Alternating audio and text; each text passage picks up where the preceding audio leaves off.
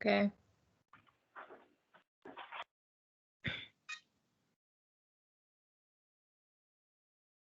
All right. Oh, you need to give us access. Make sure it says like everyone who has the link. I'll just share my screen. Is that okay? Sure, y'all can share your screens too. Doesn't matter.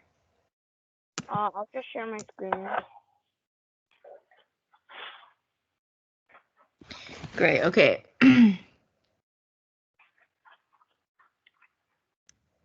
Yes. This looks amazing.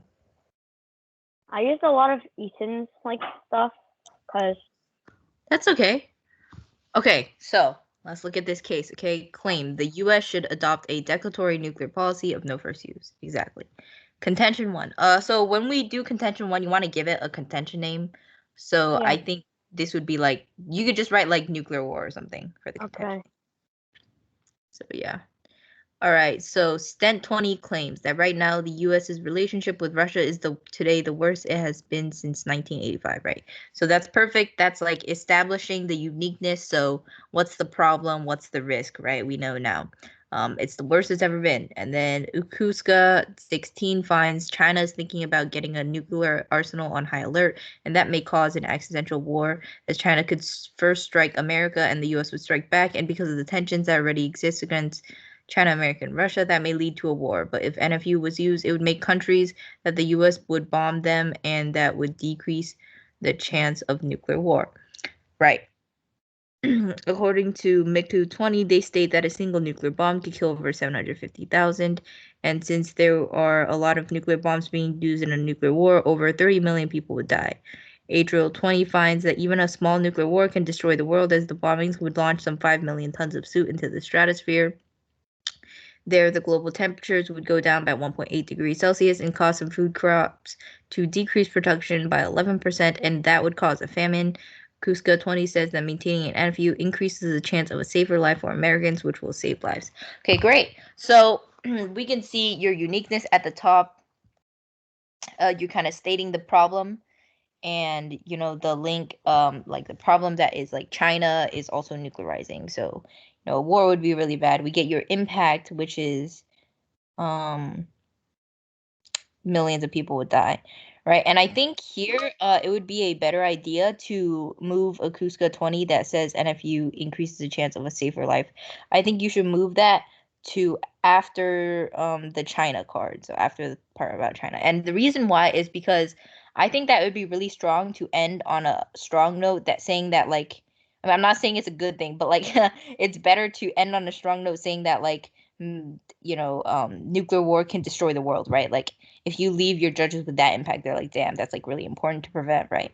So yeah, I think this case is a really great start. I think that so you talk about like China in Ukuska 16, right? That China is nuclearizing. So I think maybe for your uniqueness also, like the Stent 20, you should also find a card that says like the US's relationship with China and Russia are really bad. Because otherwise, like even if China is making their nuclear arsenal on high alert, it doesn't necessarily mean that we're going to go to war, right? Like wars don't happen out of nowhere. It happens because we have like bad relationships, or because tensions are high, or because XYZ reason. So you already gave that reason for Russia, right? Like our relationship is really bad. So I just need another card that says US and China would also might be able to go to war, right? Okay. And yeah, I think your link evidence is really good here that China is nuclearizing right now, and I think another, I think your link card that says maintaining an NFU increases the chance of safer life for Americans, which will save lives, right? I think that's good. I think that you like the link is good because I'm pretty sure your evidence says that it would increase the chance of a safer life, but I need the warranting, which is the reasoning, right? So like you can read like a bajillion cards that say like if Trump were elected president, all Americans would lose $10,000. Like that's probably, or like 10 more million people would die because of coronavirus, right? Like that's probably something that we can like make the idea to, like, oh yeah, Trump, he doesn't like care about corona, he doesn't tell us to go in quarantine, so a bunch of people die, right? Like that makes sense. but the judge isn't necessarily going to make that connection for you, right? Like it makes sense that an NFU would probably increase the chance of a safer life for Americans, but you need to tell us why, right? You can say an NFU increases the chance of a safer life for Americans because it decreases miscalculation or it decreases escalation, right? So you're just gonna need like a little bit of explanation right there, right? And I think a really good point to also know is that China right now they have an NFU, right? They have a no first use. So, why that's important is, China has an NFU, and right now they're nuclearizing, right? So, like, they're kind of moving away from it, we could say. But if the U.S. were to get one, that would probably reassure China, right? Like, so if the U.S. and China both have an NFU, then they'll never use nukes, right? Because China's never going to nuke the U.S. first, and U.S. is never going to nuke China first. So we're like essentially preventing that war from ever happening, right? And that's like a like incredible impact because China and U.S. like they're some of the biggest superpowers in the world, right? And if they went to war, I'd say it's pretty likely that like the entire world would go to like chaos, right? So Okay. I think that's a good point. So yeah, I think you can there is like I know I'm telling you these things because like there are cards out there that say um a US first use would reassure China to stick to their first use, right? And I think that's important. And then on the impact level, it's great saying that like a single nuclear bomb could kill 750,000 people and lots of nuclear bombs equals 30 million people, right? Where did you get the 30 million number? I'm just curious. Does it say that in the evidence? Kind of estimated. I think I shouldn't have done that, but Yeah, no, it's totally fine. Like we usually do debater math, but like our debater math, if you do it, you have to back it up with like evidence, right? So let's say 30 million divided by 750,000, that's like a couple thousand nukes, right? So you need a piece of evidence just in case someone asks you, how did you get this number? You need a piece of evidence that says US Russia war um would use like 5,000 nukes or something, and that's how I got the number because that makes a lot of sense. But I think the easier way to go about this is you can just search up like how many people would a Russia US nuke war kill or a Russia or like a US China nuke war, right? And usually the number is like 90 million, so I would say that you could probably find a bigger number and it'd be more clear with the evidence, right? And then okay. I think, yeah. And then the last point is on a Dre 20. It's like really good, right? You say it could destroy the world because it would decrease food production by 11% and cause a famine, right? And my only problem with this is that like you don't make it clear, like cause a famine, like what would that mean, right? What would it mean if the temperature were to go down 1.8 degrees and crops yield decrease by 11%, right? I think um the point that you should be trying to make is that like it's gonna lead to extinction or something because like we're all run out of food or like it's gonna be too cold for humans to live here, right? So I think you should Okay. make it more clear.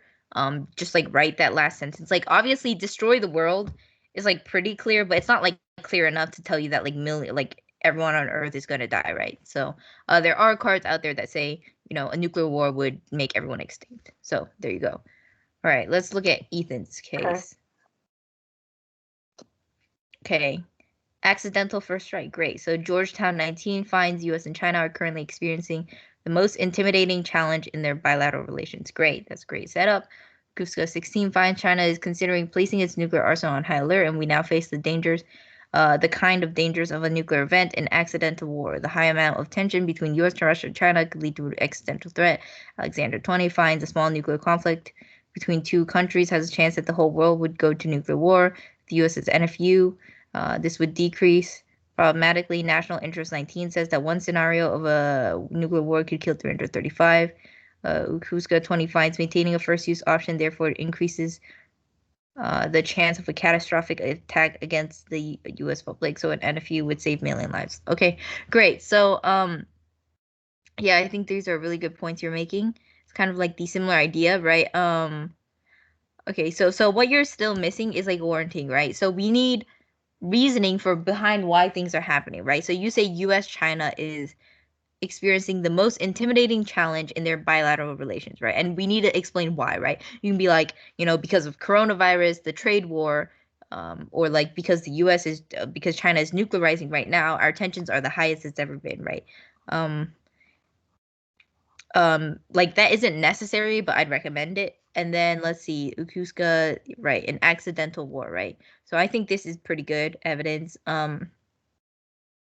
Says that the chance of nuclear country between two countries, there's a chance that the whole world will go into nuclear war, right? And I think it's important to have more warranting for this card because that's a big claim to make, right? Like I understand that like a small war could lead to like a nuclear like a worldwide war because everyone has like a bunch of allies. The US has NATO and like Russia has, I don't even know, like they have their allies, right? So everyone has their own allies, which could pull the whole world into a war. But what you do need is you need to look in the evidence or look in a separate piece of evidence that explains why the two countries having a war will go into nuclear war, right? Like you need to make it explicit that it's because both have a lot of allies, or it's because the world is so connected that they'd also want to support one side or the other to try and like finish the war, right? So if you're gonna make a claim like this, you're gonna need more warranting. So I know your evidence says that, but you need to look in your evidence and see um what it says about why this would happen, right? So like if your opponent were to ask, okay, like where in your evidence does it say why it would happen, you would need to point it out. Right. One nuclear war could kill 335 million people. Yeah, I think that's great. And then to solve this, the US could establish a US policy as maintaining a first use increases the chance of a catastrophic attack against the US public, so an NFU would save many lives. Exactly.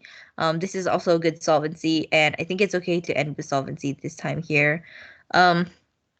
What I would recommend is that like you still need warranting for this evidence, right? Like I would say the place where you need the most reasoning is your link evidence. So how you solve, like your solvency evidence, right? Like you can make a bunch of claims on the impact level and like the uniqueness level, and people won't care that much, but they really care about the why behind the reason why behind you solve, right? Because like that's really the biggest place where people contend. So I think um you need to find like evidence that says, you know, maintaining like the why does maintaining a first use option increase the chance of a catastrophic attack against the US, right? Like maybe your opponents are probably going to argue like it actually like the opposite would happen because if we have a nuke on first use, people are going to be so scared of us that they would never consider attacking the US. So that's like deterrence. We're going to deter them from trying to attack us, and so that's why a first use is actually good, right? So you're going to need to look in the evidence and see what it says about why does the first use option increase the chance of a catastrophic attack against the US, right? It's pretty clear that an NFU would solve like, the first use option. So I think this makes sense. I think the both of you just need a little bit more like warranting. So the why behind this evidence. So I think for next week, if y'all could just put in the whys, I think that'd be really good. And whatever else I talked about on your case. Okay, great. So, give me 1 second to pull something up. So today we're just gonna be working more on rebuttals. And let me just pull up my case. Okay, so this time, I know last time we did like a really quick rebuttal. We kind of like ran out of time though, but desktop. Okay, so this time let's try to, oh,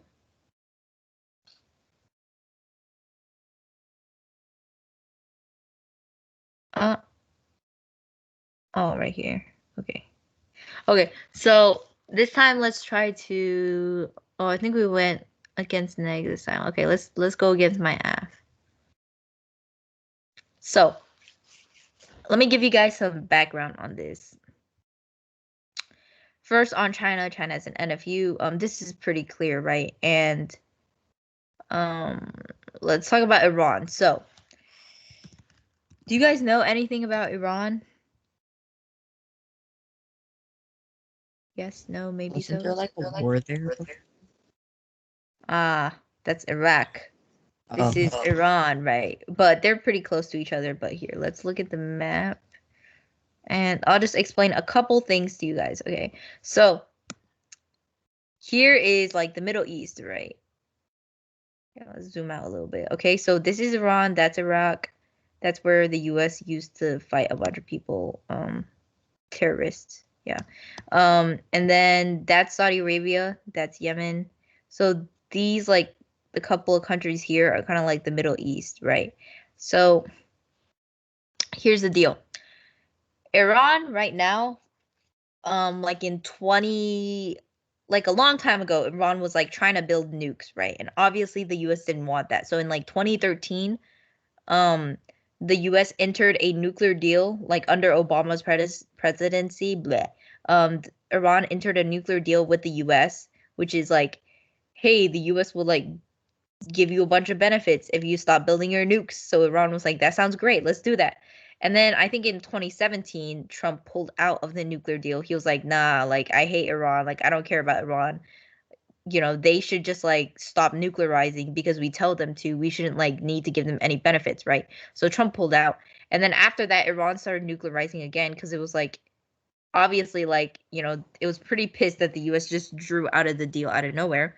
Um and then the thing is that now the US has sanctions on Iran because you know obviously we don't want Iran to get nukes, but Trump also didn't want to get into another nuclear deal after he just backed out. So he was just like, we're just gonna sanction Iran until they stop, right? No nuclear deal, we'll just sanction them until they stop. And what a sanction is basically like the US is like, we won't trade with you, or like we'll block your access to your money, right? So, you know, a lot of like companies are based in the US, especially banks and stuff.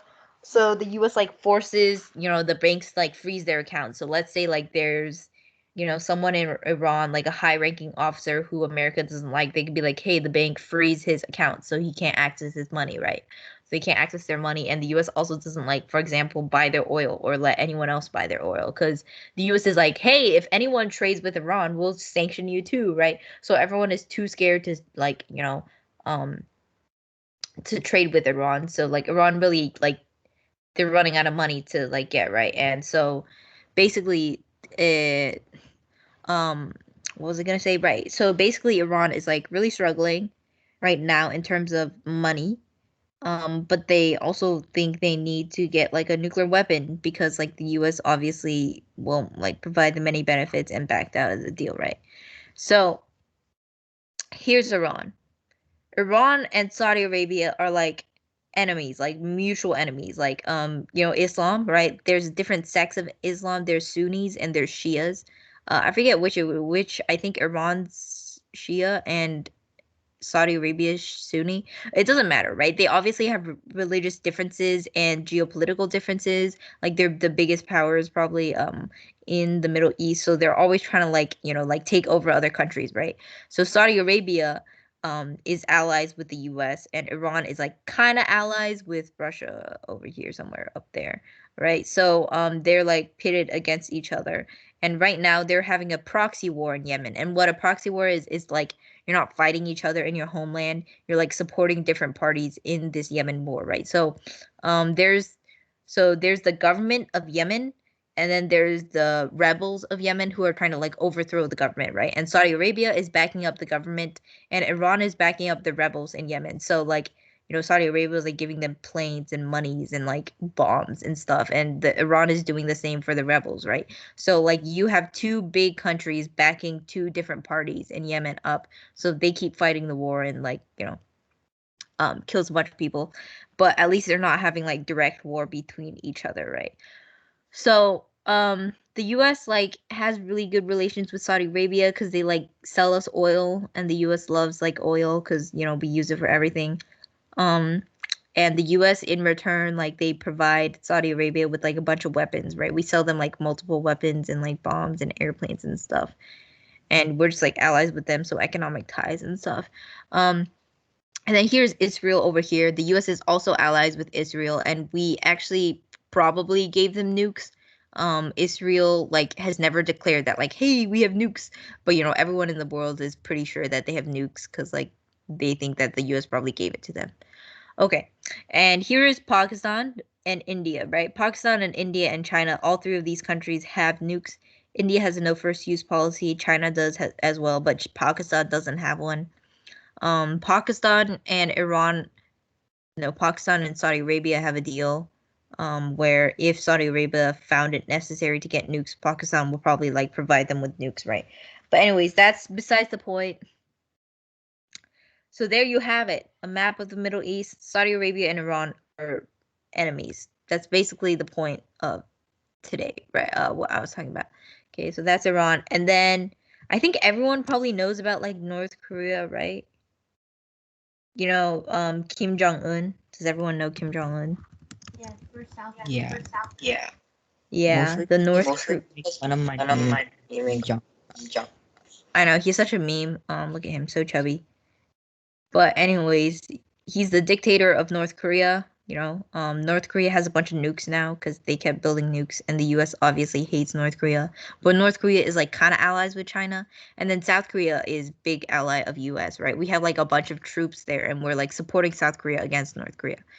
And we're also allies with Japan as well. So North Korea poses a threat to like both of these countries because you know, nukes can fly a long way. Okay. Anyways, that's a summary of some relationships. So what we're gonna do now is okay. Do you guys have like any questions about like the stuff that I was talking about?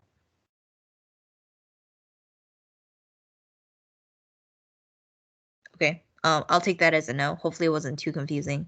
Just know that Saudi Arabia hates Iran and vice versa. So what we're gonna do now is I'm gonna read you my case 4 full minutes. Y'all are gonna like, you know, need to like flow and prep. And then I'm gonna give you guys, let me see my time. Okay, I'm gonna give you guys 10 minutes to make a rebuttal. And this time you don't have to like make it off the top of your head. You can like search things up. Like, for example, if I were reading like Israel-Iran war, you can search things up like why would Israel never nuke Iran, right? Like you can search things up now and like look at evidence and cite evidence. So if you don't know how to answer a contention, y'all can just search it up. And so y'all have 10 minutes to do that after I read this case. So everyone get your flow paper out, couple of pens maybe.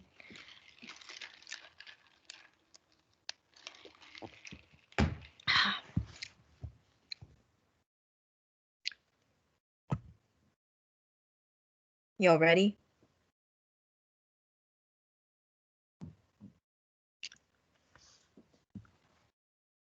Is anyone not ready? So I'll assume the both of you are ready to give a fire rebuttal. All right. So I'm gonna read the entire case. It's gonna take 4 minutes. So hopefully y'all are flowing. All right. My time begin now. I affirm the resolution the U.S. should adopt a declaratory nuclear policy of no first use. We define no first use as NFU. Contention 1 is miscalculation. Kimball 16 finds the U.S.'s first strike policy compels our adversaries to field their nuclear forces in a launch under attack mode, which increases the chance that nuclear weapons might be used by accident. Luckily, a credible NFU policy would take missiles off high alert and break this cycle. Indeed, Kalina 16 finds under NFU there would be no need for nuclear weapons that are geared to first use in a crisis.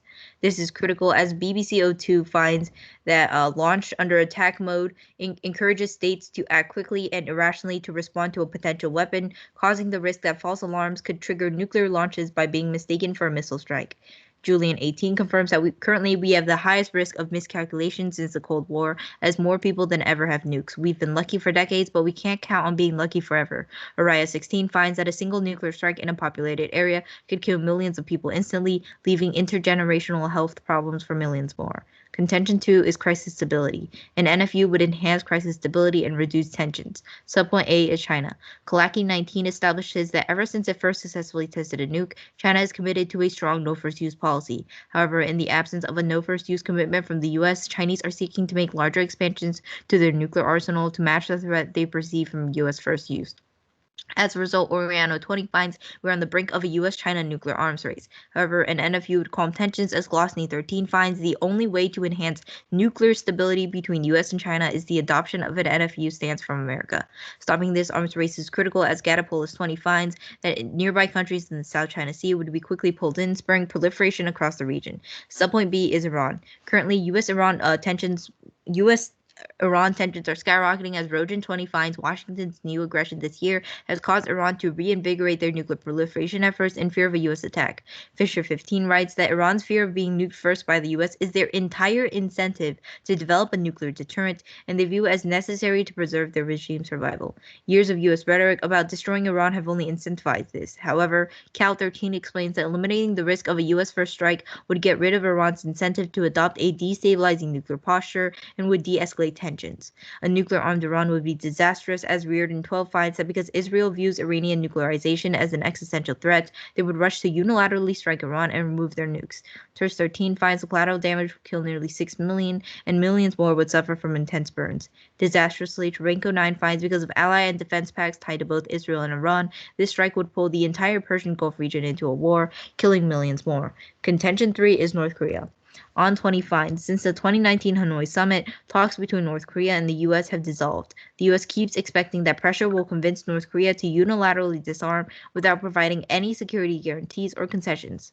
Fortunately, NNFU solves negotiations, as Cheng 19 finds negotiations between the U.S. and North Korea have come to a deadlock only because the U.S. is fixated on waiting for a fearful North Korea to act first. The only way to reach a final deal on the eventual denuclearization of Korea is for Washington to take steps to ease North Korean fears of a U.S. first strike. As a result, Chang finds that an NFU implemented by the U.S. would not only defuse current tensions with North Korea, but rebuild diplomacy, opening the path for a nuclear deal. There are two impacts. First is tensions on Korean Peninsula. Tucker 20 finds that without negotiations, the situation in Korea will continue to escalate. North Korea will develop weapons, which will lead to military conflict. Second is stopping a humanitarian crisis. On 20 finds a nuclear deal would reverse American sanctions on North Korea. This maximum pressure approach has resulted in a humanitarian disaster. As Daniel 19 finds, the sanctions have devastated North Korean agriculture and prevented the arrival of vital medicine. As a result, more than 10 million people in North Korea are at risk of imminent starvation.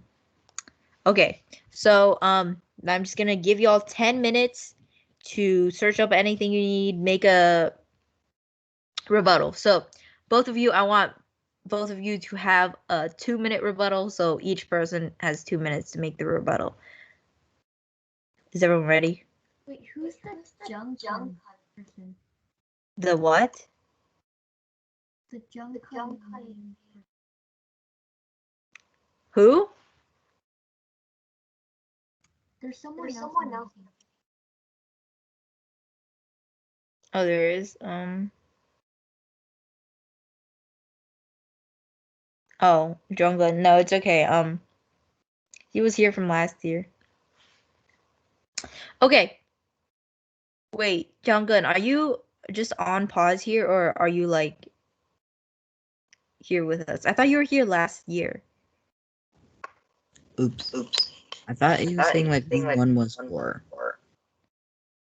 No, this one is for the new students. Aren't you a returning student? Yeah. Yeah, so you should go to room 1. Okay. Bye.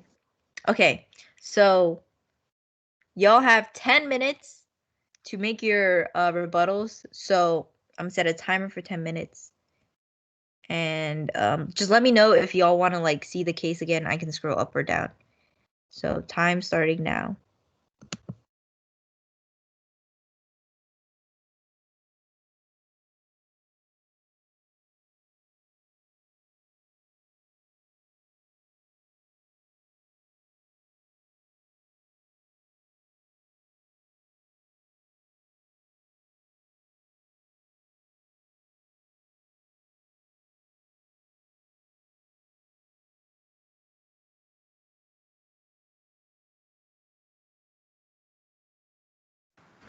Hey, Nicole / anybody else on this call, if you want me to like look over your cases while Nicole is talking, or Nicole, if you need any help, just let me know.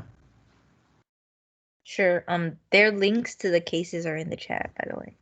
Okay, which one are you looking at? I can just look at the other one. No, we're doing a rebuttal drill. Yeah, I can just or okay, I guess which one did you go over for rebuttals? I went over what? No, rebuttal is this is my case, bro. So they just sent their links in the chat? I already talked about it, but you can look over it if you want. All right, cool. Or do you need help with whatever drill you're doing? I'm good. Okay, cool.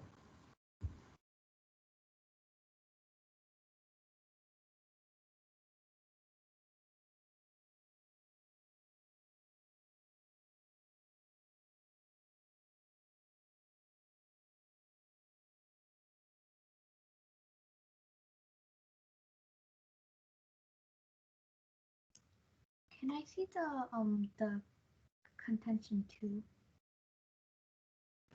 Yeah, I got you. Right here. Just leave it like that. Oh, can I see the Iraq thing? Got you. Iran. Oh yeah, sorry.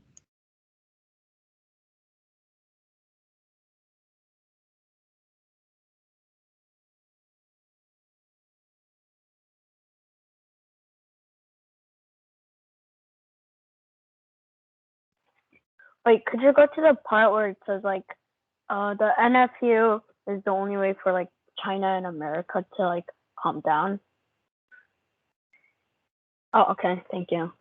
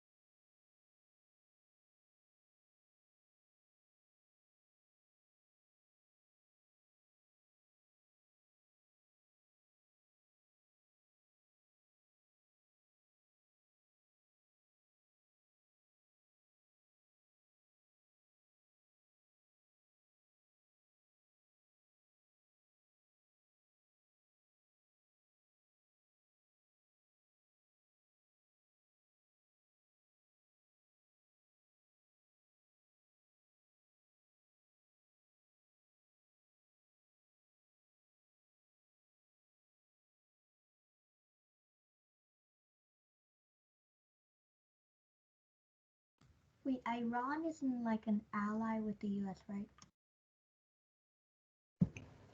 No, Iran is enemies with the US.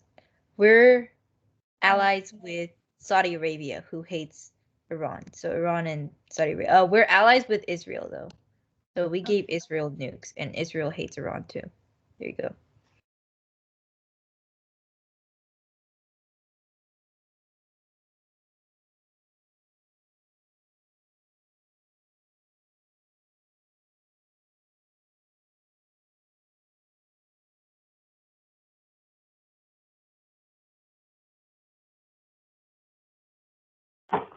Can you go to the part where it says like Iran thinks Iran only has nuclear nukes because they're scared? Okay, thank you.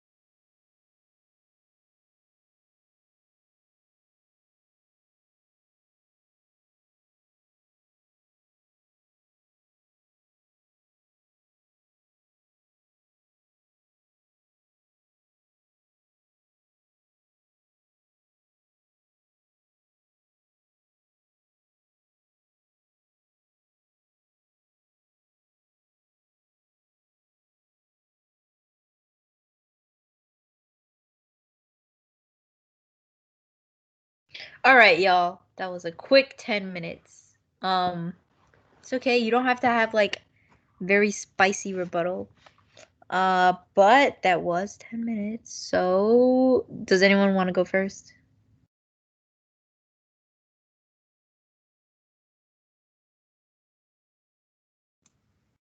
I'm on my last few sentences. Okay, how about this? I'll give you guys 2 more minutes, but that's it. All right. So 417. How much points do I need to have? Just like across like enough to go for each contention, right? So you want to say at least one thing each contention. Okay.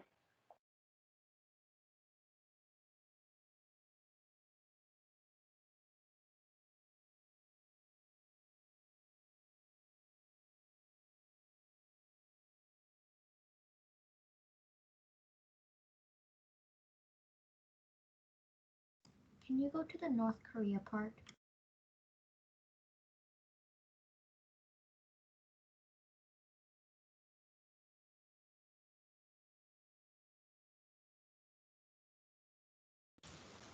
Hey, sorry, do you guys need me to help with anything? I kind of like took a nap and then I like didn't wake up.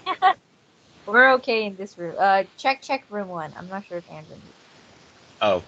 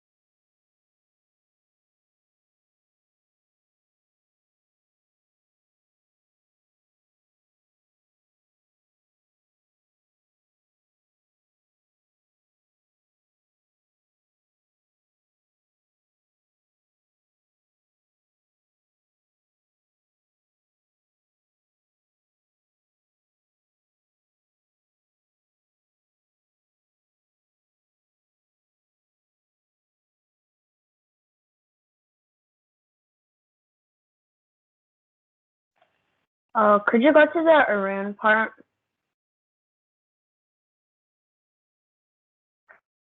Y'all, time is up, though. Who's gonna go first? This doesn't have to be perfect. It just 1 point. 1 rebuttal per contention, or like per sub point. I didn't search anything up because there wasn't a lot of time. That's okay. Just make something up on the spot, I believe y'all. Okay, who wants to go first? Nobody? Okay, well, how about this? Since Ethan went first last time, let's have William go first this time. But I just went. But that's on your case. Like, the case is like nothing. The rebuttal is like, trust me. It's not gonna be that bad. I still Let's need hear it. some stuff though. It's okay. Okay, whatever. My opponent states that the only way to enhance nuclear stability between the United States and China is for both of them to establish an NFU stance. But if both countries have a first strike policy, then both countries will be scared of each other, and then they will not nuke each other. That's kind of it for the NFU one. My next point is my opponent states that Iran's only reason to produce nukes is because they are scared of America's nukes, and they consider it vital to the regime's survival. But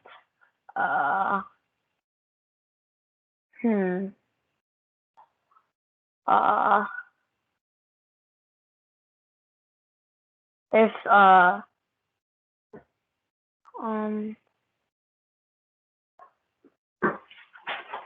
Are they only scared of the US?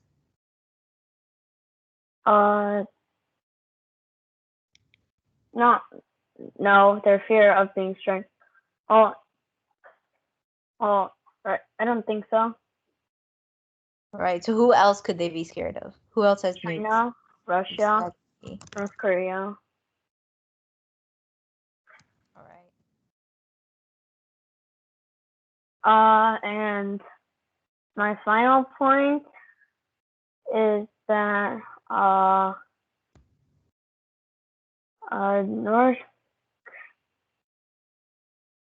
North Korea might not have any intention of nuking anybody, and they might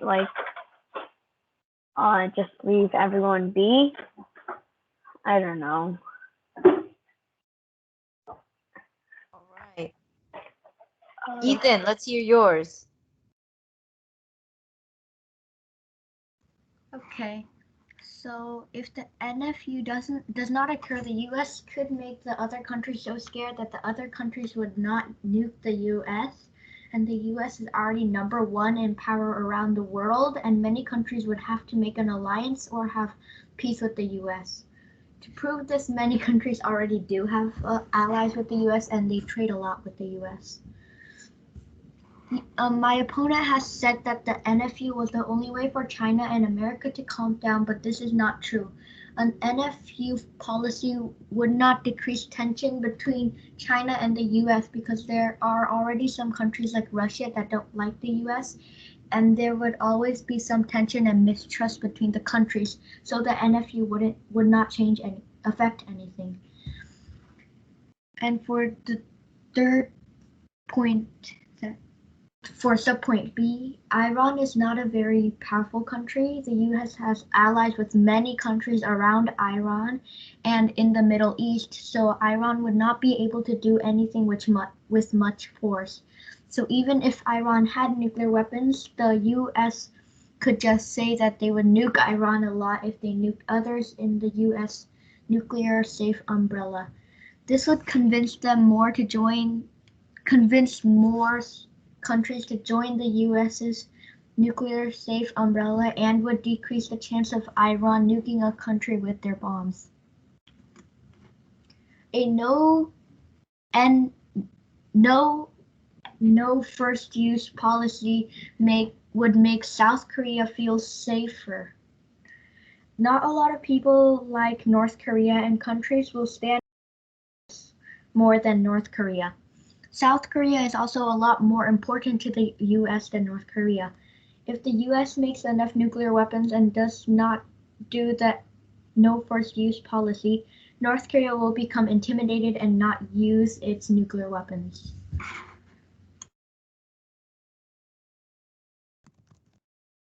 Great, that's great from the both of you. Is Ishan, are you still here? Yeah. Can you give some feedback on their rebuttals? I really need to use the bathroom, sorry guys, but let Ishan give y'all some feedback on your rebuttals. Okay, yeah, sure. Okay, I think there's a couple of things you can do to kind of improve. I think, well, first of all, do you guys happen to have speech docs? What's that? Yeah, that's a great question. I was hoping you'd ask. So, a speech document is the document that's going to help you guys become way more organized. A speech document is something that the rebuttal speaker will create for every single round that you debate.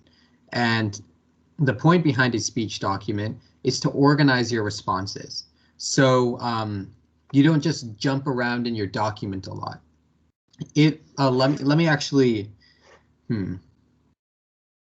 Okay, so like, let's say your opponents read something like miscalculation and proliferation.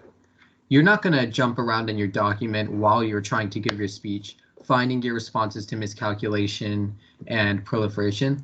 You're going to make a new document and you're going to look at your block file. You're going to copy and paste over all of the responses you want to read in order, and you're going to put them there. Then you're going to share that document with your partner. Now, what that's going to do is it's going to let you and your partner start adjusting your speeches and know which specific pieces of evidence you're going to read. So your partner doesn't read something completely different than what you're reading. You want to have a consistent narrative throughout the round. So I think something that you can do to help be more organized is to try to have one of these speech docs. I think that was one thing. The second thing is to try to do more analytics. I know this sounds kind of weird, but especially for this topic, as long as you have a good grasp of geopolitics, the relationships between countries and things like that, you don't need evidence for everything. Like let's say your opponents say North Korea doesn't have any intention of using nuclear weapons. That's absurd. You don't need a piece of evidence to say anything about that. Just typical North Korean behavior says they always are going to be in conflict with South Korea. They're always going to want to gain more land. So they're always going to be trying to gain more power through that. They're always going to be using their nuclear weapons because they help deter more powerful conventional forces like the United States. So trying to use more of those analytics will really help you with lay judges. I was not great at that the past 2 years, but I've been getting better. And I can tell you that it's really improved the feedback I've gotten from lay judges. And I think the last thing that you can do is to try to lay on more specific, more general responses. It's good to have specifics like China-US relations, things like that, but it's also good to just have evidence that addresses the general warrants behind an argument. Like, let's say the argument is proliferation. Sure, you can find evidence that says, oh, Iran isn't going to proliferate, blah, blah, blah. But it's also good to find evidence that says no country would proliferate because the basis of their argument is that a country would feel like they aren't protected by the US. However, our conventional forces would protect any of our allies. Or, however, Iran is always going to proliferate and the US can't do anything to stop that. Or like our enemies all have nuclear weapons. Some things that are more general will also be really helpful. Yeah, I think those are my main pieces of feedback. Did you guys have any specific questions?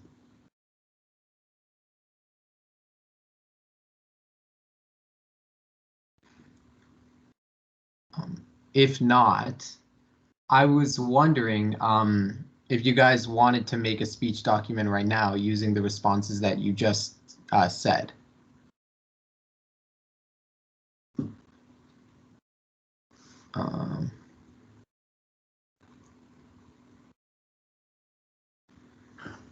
Or I guess if not,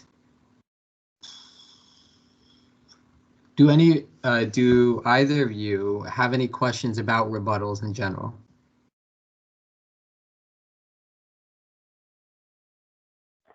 How do they need to be like formatted? That's a great question.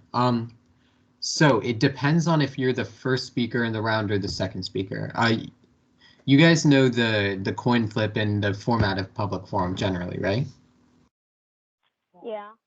Okay, so for the first rebuttal speaker, they are going to be coming right off of the constructive speech.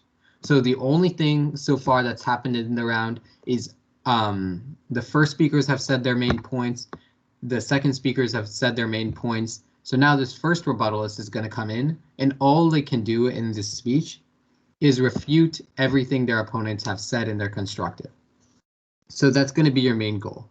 The format of these of your speech should just be in the order that they said them, because the way that and I think you may have already been kind of told about this, but the way that people take notes, it's gonna go from the top to the bottom of the page, and it's gonna have all the details of your opponent's main points in the order that they were said. So that's the order you should follow. It doesn't necessarily have to be a certain type of response. You can use any type of evidence, any type of analytic you want. It should just be in that order because that's the easiest to take notes on. The second rebuttal speaker is going to have a little bit of a different orientation. Before the second rebuttal speaker can go over any of the first speaker's points, it's really important, and you'll understand the nuances and the exceptions to this later, but for now, it's really important that you do something called frontlining, which is essentially taking what your opponent's, the first rebuttal speaker said against your arguments and trying to defend some of those things, trying to quote unquote rebuild your arguments. So the second rebuttal speaker should allocate, I'd say, a maximum of a minute to just rebuilding your own arguments. Then you do the same thing the first rebuttal speaker did and go down your opponent's case, just reading responses to everything they said. If you have any time left over, don't stop your speech. Restate your case. If nothing else, just go over your case again. You want to take advantage of all the time you have, especially because if you are the first speakers, if you end your speech short, it will make it more difficult for your partner who may be working on their speech at the moment. It will make it so that they have less time to work.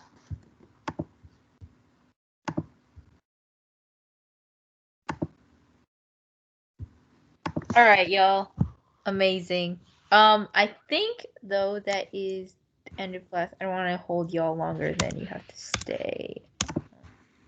Probably have stuff to do. So let's end it here today. Don't forget to correct your contentions, and I'll see y'all next week. Right. Have fun with Thanksgiving. I almost forgot. Oh yeah. Happy Thanksgiving. You too. Thank you. Bye. Bye. Bye.